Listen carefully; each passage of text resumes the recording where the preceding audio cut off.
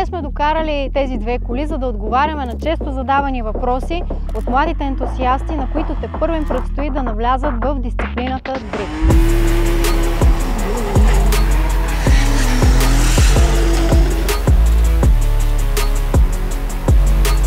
Това са две еднакви бази на BMW E46 седан. Едната от тях е възможно най-обикновена, най-бюджетна и най-бързо осъществима като проект, в който веднага да започнете да дрифтите. А другата е кола от клас Pro 1 от българския шампионат, която е доста засилена като мощност. Най-задавания въпрос е колко да бъде мощна първата ми кола. Съсредоточаваме се върху марката BMW, защото няма как да скрием това. Те са най-евтините бази, които по нашите ширини може да си позволиме. В случая може да започнем минимум от 2.3 двигател, който може да намерите за 1000 лева. Минаваме през 2.5 и 2.8, които са по-добрите версии, и стигаме до тройката, която се води най-мощна и най-ефективна. Тази кола е излязла от завода с този двигател M54B30, който е 230 коня. Единствените модификации, които са направени, са по изпускателната система, въздушен филтър и лек ремап на стоковата електроника. Дали качва коне? Не. Колата става доста по-приятна за каране, по-лесна и по-рязка. Сега да се метна на оная кола под капака. Под капака не се мята, ще дигнем капака. Тази кола, както споменах, е от Pro 1 класа. Стандартният двигател на колата е 2.5 и засилен с турбокомпресор, който е очевидно, че го има. Към него цялата периферия, която е с пускателни колектори, с по-добра бензинова помпа, с по-големи дюзи и така нататък, е още около 15 000 лева. Разликата в мощността между онази Pro AM кола и тази Pro 1 е приблизително 30 000 лева, между тези 230 и тези 600 коня. Бюджета, когато започнете да вдигате мощност, може да бъде абсолютно неограничен, независимо от това дали базата ви е Nissan S15 или е BMW E46.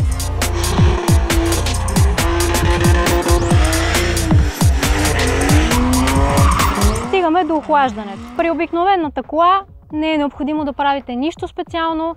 Стандартните радиатори са обикновено напълно достатъчни. Ако все пак имате някакъв проблем с загряването, може просто да сложите малко по-голям радиатор с малко по-големи перки, но не се налага преместването им в багажния отсек на колата, което при проавтомобилите и при, разбира се, по-мощните коли става задължително, защото при тях загряването е доста по-сериозен проблем. Също така, когато се сложи турбокомпресор, той върви с интеркулер, който в много от случаите заема доста място в предната част на колата, но основната причина да се премести охладителната система в багажника е, че по този начин се увеличава обема на водата в колата и така тя много по-бавно загрява. Също така е много важно да поставяте радиатора спрямо това какъв ъгъл заема той в багажника, така че да бъдат оптимизирани въздушните потоци и цялото охлаждане да бъде ефективно.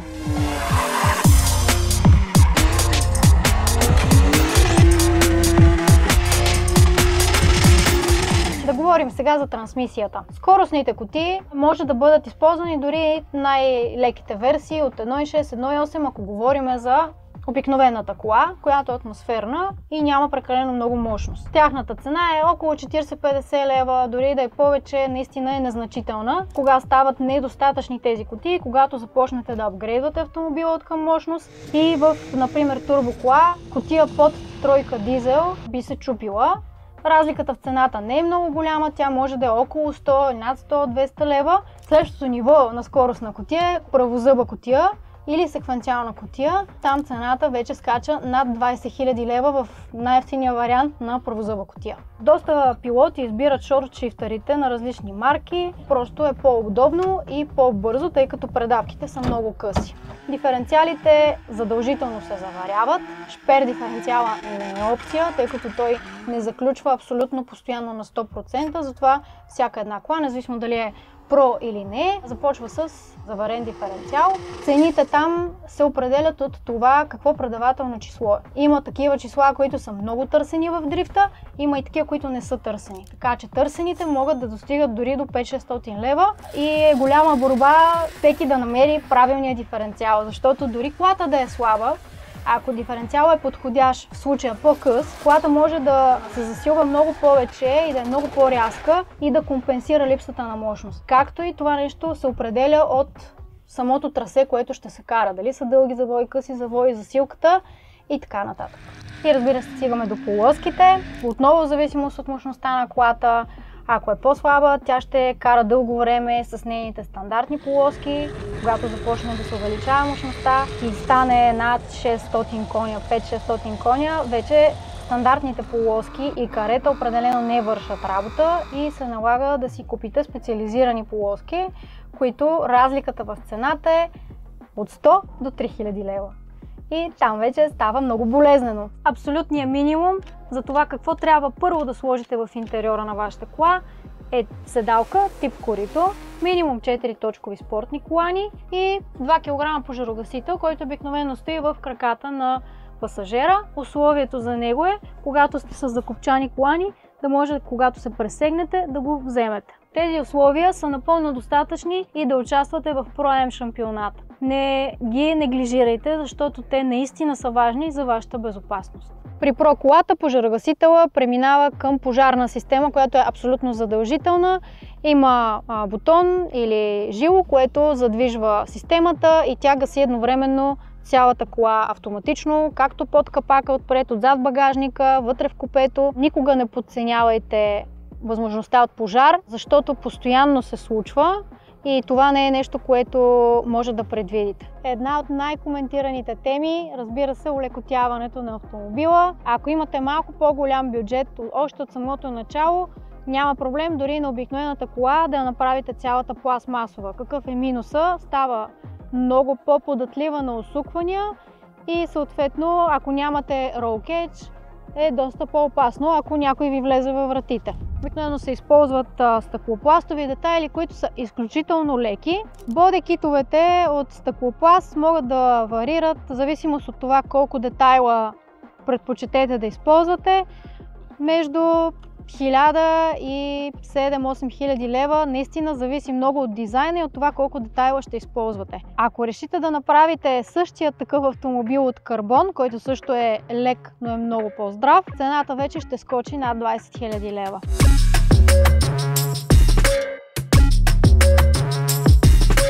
Едно от най-първите и най-важните неща, за да може дрифт колата ви да е конкурентна, е ъгъла на завиване. Най-бюджетният вариант и най-бързо осъществимия, разбира се, са удължените носачи от E46, за което всички сме чували. Даже ако си вземете такава кола, най-вероятно тя ще бъде вече с поставени такива. Още на първото каране ще установите, че те не са ефективни, особено съпоставено с дрифт кола с ъгъл на завиване и ще е първото нещо, което ще искате да смените.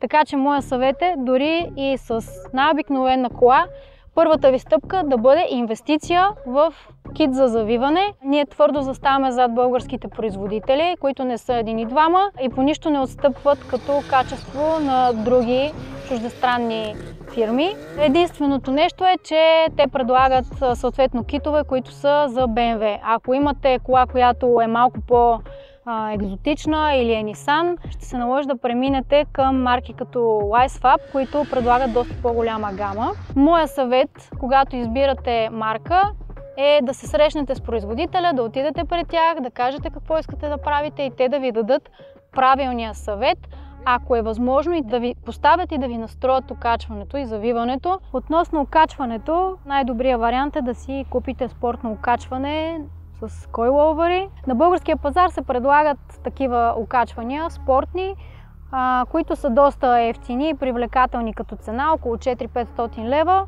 но първо те не работят добре, нямат достатъчно много опции за настройки и при употреба на дрифт се чупят изключително често. Ценовия минимум и клас на окачване за дрифт кола е около 1000 лева.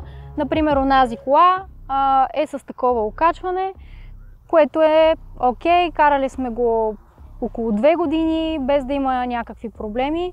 Този автомобил не е с най-висок клас окачване и е около 2500 лева. Позволява много повече настройки, отколкото на онази кола, което е и доста важно за една Pro кола. Сега искам да ви кажа няколко неща за окачването на задницата на автомобилите, но ще започна една идея по-далече, където ще ви дам моя личен съвет за това как да изберете правилната платформа още от самото начало. Колата, която си купите в началото, ще е и базата, която ще развивате в годините. Да, не е задължително, но обикновено така става. Затова избирайте мъдро. Разбира се, най-бюджетните варианти в България са марките BMW. Като шасита най-подходящо е E46. Седана ще е винаги по-евтин, когато си го купувате. Имайте предвид, че седана, макар и така да кажем по-грозен, е по-лек. Той всъщност е най-лек от всички версии на E46. Защо е E46? Защото това е първия модел от третата серия на BMW, който задното му окачване и задния мост позволява реглаж на задните колела, което е най-важното нещо в дрифта. А именно това да докараме сцепление на колата.